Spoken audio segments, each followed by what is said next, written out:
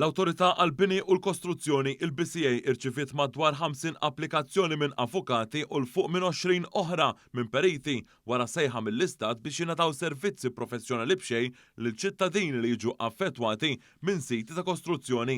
Ħabbar dan il-Ministru għall-Ġustizzja u r-Riforma fis-settur tal-kostruzzjoni Jonathan Attard fit-tweġiba parlamentari għall-mistoqsija li saret mid-Deputat Nazzjonalista Robert Kutajjar. Il-Ministru Attard fakkar kif din is-sejħa għal dawn is-servizzi inħarġet ftit tal-ħin wara li ġie ippubblikat ir-rapport tal-inkjesta Sofija. Dr. Attard sostna li dawn in-numri huma inkoraġġanti għax anke juru li kien hemm interess mill-professjonisti li jixtiequ jagħtu tali servizzi liċ-ċittadini.